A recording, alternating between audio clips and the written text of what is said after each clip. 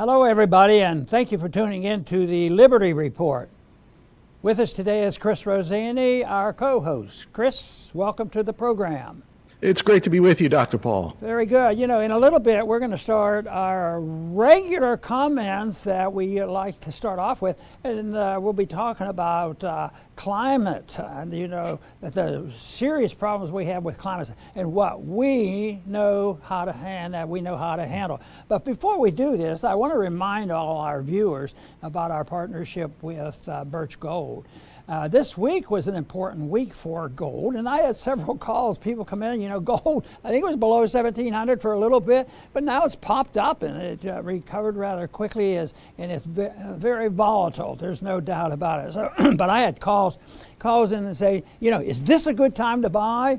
My answer is that over the years, I've been looking at this just a few years back, since the 1960s, even before the Bretton Woods self-destructed. But no, I think about a lot of, I sort of have come to the conclusion, and I'm not in the investment advising business. I do research and report, so I'm not telling people what they do and how they do it. But generally speaking, somebody taught me this a long time ago, that if you have money and you can use it for investment, outguessing the timing sometimes is very difficult. I decided I was one of those that I couldn't stand the testing. Oh, I don't want to buy today, I'm going to buy tomorrow, I'm going to sell today, this way. But some people are good at it. But you know, if somebody wants to, you know, study a little bit more, there's a free report available. And the number is on the screen. So if you dial this number, this free report talking about gold and the importance of gold, you can get this report by just clicking on to that number. Okay, Chris, I want to go into our first item today, and that is, you know, the radicals are really scaring us to death. You know, there's a climate crisis coming, and people are frightened, so they say. But we have found out that when you start doing a little statistical study, and that about 1% of the people are really terrorized. But see, they thought what they could do is just turn the switch on and terrorize the people over the climate, and like they were able to convert a bad cold and a few other things into hysteria over COVID. And this is something, though, is important, because there's a lot of money spent. There's bits and pieces of truth about you know, climate control and the mess that we have. So I think it's really worth studying and thinking about it, because we've more or less have come to the conclusion that if there is a problem and the government gets involved, they either caused it, or if they caused it and they want to correct it, it's going to get much worse. And even if it's a point of nature and they get involved, there's not much hope that the government's going to come up with a solution. Mises always made the mention that when you allow that to happen in a bureaucracy, they write regulations and there are unintended consequences they never dreamed of. But his argument was, if you do a regulation, you're bound to create two new problems. So you have to write two more regulations, and that's of course why the Federal Register is thousands of pages long, and nothing seems to change no matter which party is in power. It just keeps on and building. But this whole idea that they're going to do something with climate and solve this problem, I think it's way out of control. But in a way, Chris, it just may be that they see what they're doing as being very successful. Because what if they're part of the effort to cause chaos in our streets? Was there really an intellectual reason why we had this horrendous lockdown over COVID? But we did have chaos. We had a lot of mess in the streets. And if you are concerned about wokeism and the movement toward cultural Marxism, believe me, chaos is not a fault. They don't think, oh, it didn't go like we wanted. Maybe for some people that's not everybody who's concerned about the environment or inflation or whatever. But the people who orchestrate the policies, they have a goal. because otherwise it's unexplainable. You know, why would the government do these crazy things? What about the efforts by our administration right now dealing with inflation? And look at what the president's done. Oh, the oil prices went up when you cut off all the supplying and the drilling and more regulations. And then, oh yeah, the prices went up. Oh, it's Putin's fault. It's Putin's fault. You know, but I think people who are behind that kind of policy, they can't be that removed from reality, thinking that what they're doing makes sense. But we hear one of the Secretary of Transportation the other day was that inflation is good for the problems we have. It'll make people conserve. And of course, that's a bunch of nonsense, exactly opposite of what the market wants. The market wants to say more freedom, more productivity, the better and more honest distribution of wealth and the conditions that we like. So that is a big fallacy. But to me, the big question is, are we going to move toward depending on and promoting all government solutions now about, you know, the climate, we can handle the climate, or are we going to say even that might be something that the government need not get involved with? I for one, I don't sit around worrying about it, because, you know, some days are hot and some days are cold. And, you know, I believe in a lot of this control, but I believe it comes through a thermostat. That's what you need. You need a good thermostat, and you can be comfortable.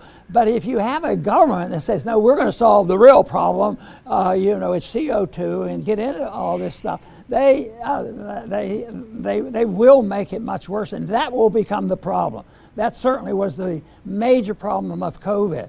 And that is not to say that people didn't get COVID and people didn't get sick, but I tell you what, I sincerely believe the problems have been much worse, because all those booster shots that Pelosi and Biden have taken didn't seem to help protect them. And we do know that natural immunity is better. So this whole thing, whether it's climate control or whether it's treating bad colds and COVID viruses, believe me, there's a much better answer found in the cause of liberty than there is by where are the bureaucrats that we need to solve these problems. Well, someday, Chris, they'll have to wake up, because what is happening now isn't doing so well, and the monetary system isn't doing so well. So they will have to wake up.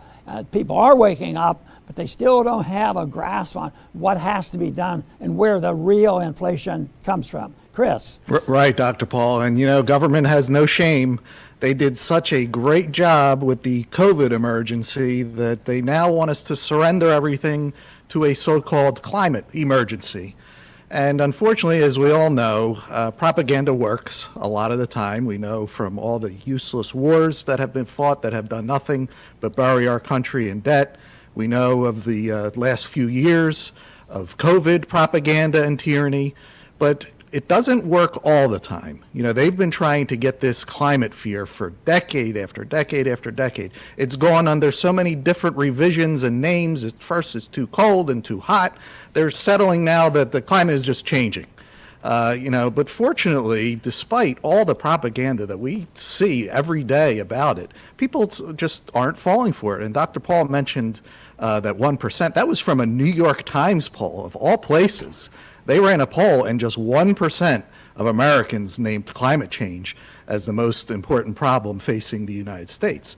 But, you know, so the Biden administration looks at that 1%, and what did they decide to do? Declare a climate emergency. You know, Biden is going to use his executive powers to fix the weather. You know, and if this was, and we're not gung-ho about Republicans, but if this was a Republican where 1% of people care about this, and he's declaring, you know, executive powers, they'd be calling him a dictator, you know, around the clock. But no, Biden gets a pass. He's going to be the executive that's going to fix the weather. And, you know, it should be obvious to people this is about, like COVID, it's about control. You know, control over our lives, but it's just a different excuse. It's that, you know, they're going to fix the weather. And that is, boy, would that be a bad excuse to surrender your liberty in the belief that government is going to fix the weather somehow? You know, we have the same problem going on right now. At the moment, it's not as severe as it was during COVID. And that is who speaks for science. And how do you debate science? Well, you know, the people who were promoting all the vaccinations, all these things, they wanted to define science, and there was no such thing as a debate, and there was no way to know the absolute truth other than what they said. So that meant everybody had to have vaccinations, and there was no such thing as natural immunity, and little kids should get the shots anyway, and they're preparing for the next epidemic, and the kids are going to get these shots. But you know, up until a year or so ago, they didn't talk about climate change. The picture wasn't quite so big. It said, oh, it's warming outside. I often wondered why they kept talking about warming, because, you know, I was raised in the north, in Pennsylvania, and came down here in the 60s, both because of the military and my medical practice. And one thing that fascinated me was, you know, the fact that you could have grapefruit trees in your yard and oranges, and there were farms in the Houston area that were, you know, commercial, and they raised these crops. You didn't have to go down to the valley. I don't think there's any of those businesses right now right in the Houston area, and I know that all of my trees have frozen. And so, but that was in the middle of, you know, climate warming, you know, and we had to do something about the warming. But all of a sudden they quit talking about it, and they wanted to talk about climate. The big picture was different because the statistics didn't fit their scenario. They were showing that the average warmth that was coming was not a big deal, so they switched it over to the climate. But I think right now we're going to hear more about global warming because we've had a hot spell, and I guess a few people didn't have their air conditioners fixed, and they're hacked off about this. But anyway, that's it's just propaganda. They have their goals, and if this is a tool of the Greenies, that's a whole political system. They're part of the cultural Marxists, and their interest is not the people. If they were, the most important thing you can deliver to the people would be a society that respected and protected liberty. That would mean they really are concerned. No, they're protecting power, and they want to run things, and they will paint it like they're the saviors, because they will say, you know, we need to fight these wars, and those are the real wars, because we have to fight for peace and prosperity, and we're going to save democracy, and we have to defend our Constitution. And none of that is true. All these wars, how has any of that been achieved in Ukraine right now, or Vietnam, or in Korea, or in the Middle East? It was always the same excuse. We got to promote our values. We got to promote democracy. And of course, the more I think about it over the many years about democracy, at the beginning when I first found out that the founders didn't even like democracy, and it's never even mentioned in the Constitution, that all of a sudden it's incessant. I bet you if you listen to any of the MSM news, they're going to mention democracy many hundreds of times every day. And of course, it's the dictatorship of the majority that we should fear, and we have to change the scenario, because right now things are in change. People say there's a big reset coming, and we're involved in it, and what does all that mean? And I think it is important, but if they don't know what it causes, you know, these problems that we face, like the lockdowns for COVID, it's a philosophy of our government, where we turn over too much authority to special groups, and they end up controlling Congress. They end up controlling finances. The investment system gets, very, very much involved. And this ESG is a big thing. That the investments are dictated that way. If you follow things politically, and lo and behold, what has they created? Big corporations, social media, all these groups, they're locked in with the radical left, and claiming, and some of them don't believe it, but but those who are in control, and they can get the subsidies they want, the Federal Reserve, the way they direct credit, and the bailouts, and all this is important. So just for survival purposes, a lot of these corporations dig into it. But a lot of them believe this baloney, and it's a big thing, and this is just one part about it. So if they get away with this, and the 1% get forgotten, or the 1% turns into 90%, we're in big trouble. But fortunately, most of the time, the people make more sense out of these things than the government. The government has ulterior motives, and that's why the founders worked very hard to keep the government very, very small, and the people, very much involved. Unfortunately, we do not have that today, but there's no reason why we have to give up striving for those conditions. Very good, Dr. Paul. And I want to touch on something that you mentioned earlier. If climate change were a real problem, and there are people that really believe that it is, well, there is an iron law that you could count on, and Dr. Paul even mentioned this. Government would just make it worse, even if it was a problem. We always hear, oh no, we need bold and historic government action. Well, it should still be fresh in our minds, all the bold and historic action they took against COVID, right? Not only did they not fix anything, they created tons of new problems on top of COVID. So then we had to deal with COVID and all the new problems that government added on top. So, looking to government to go fix what you believe to be a problem is the wrong way to go. And if you believe in climate change narrative, be as bold as you individually want to be.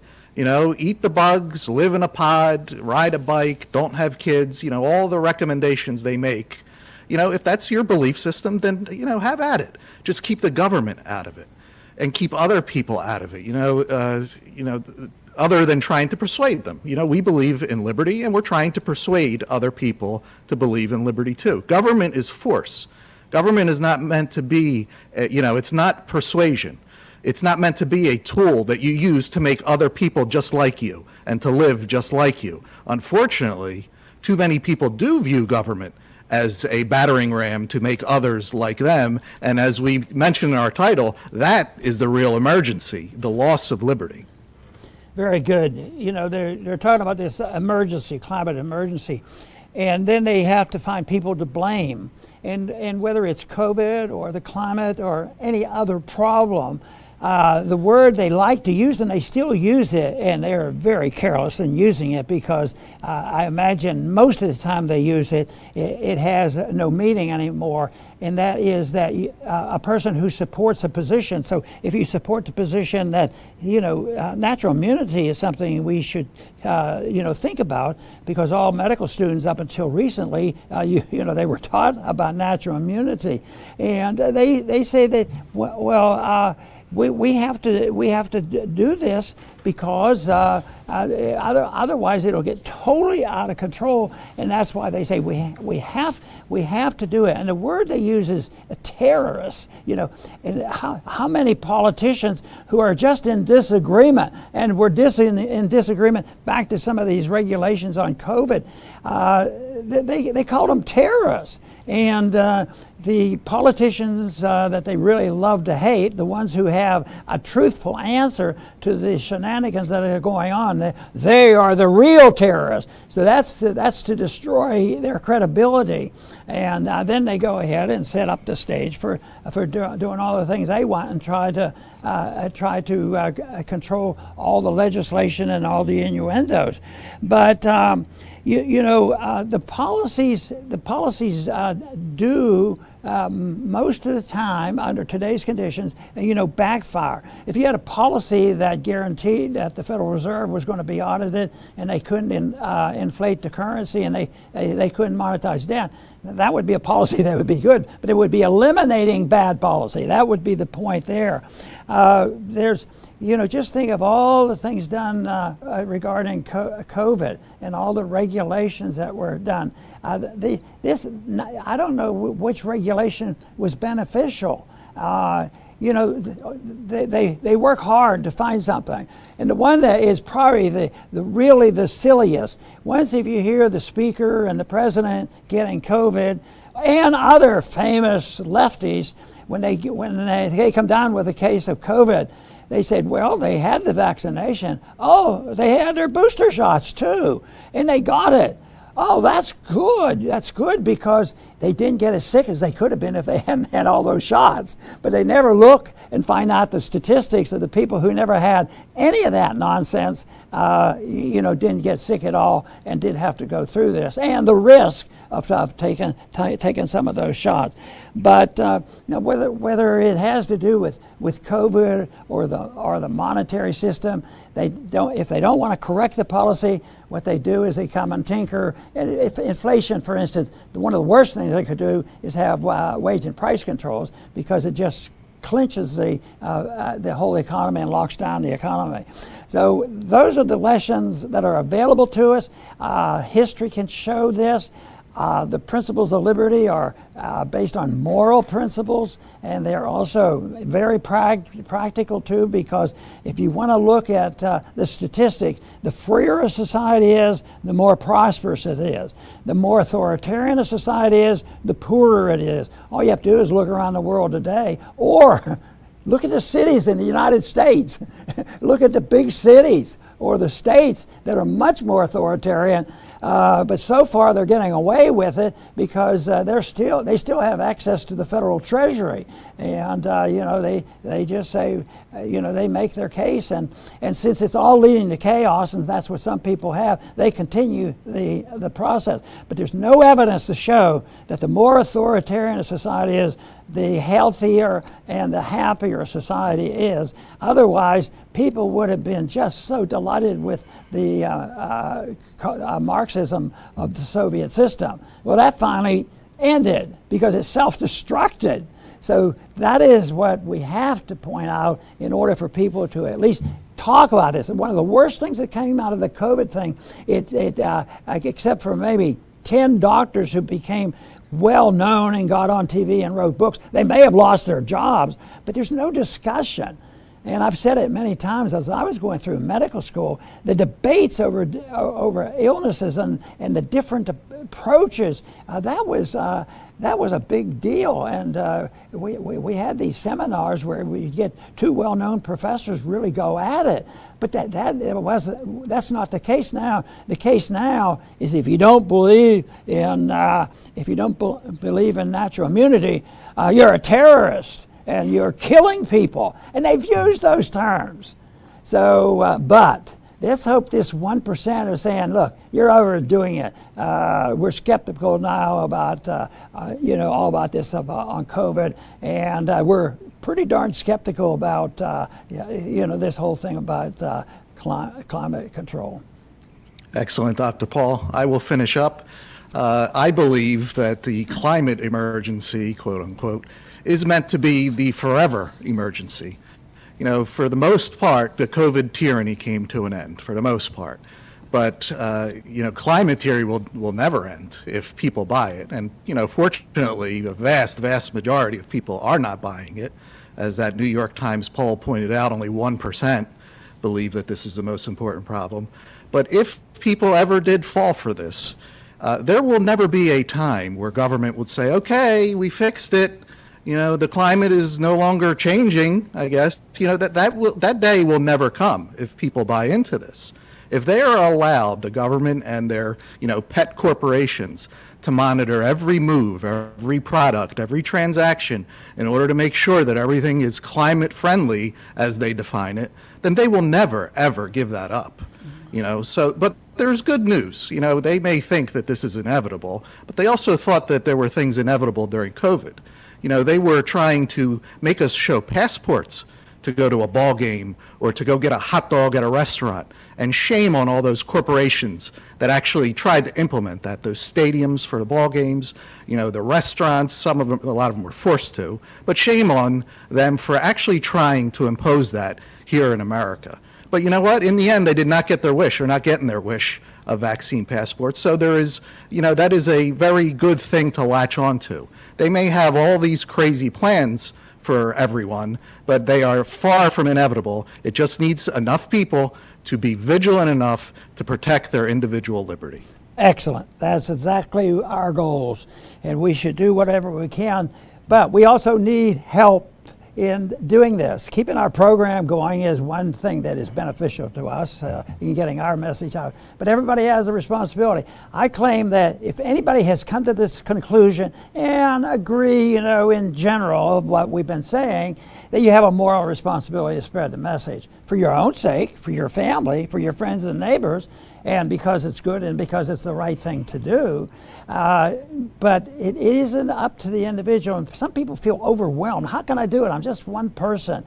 And ever since I have not been actively campaigning, I keep meeting a lot of people. People have their own radio shows and doing videos and all kinds of writing, and they're promoting this liberty. There's no way that you can tell how much good you're doing if you spread a message. Because if you convince one person to say, you know what, that is right, I really believe that, there's no way to know what that individual does. He might get one person a day, but he might become a writer and get people by the hundreds. That is what really counts, not what's going on in the universities, because not much good is happening.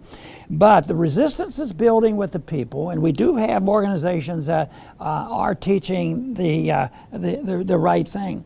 But back to this whole thing about preparation for this emergency, I think Chris makes a very important point. But this week, maybe it was today or yesterday, I read, we're really in trouble now because somebody came up with COVID and monkeypox together.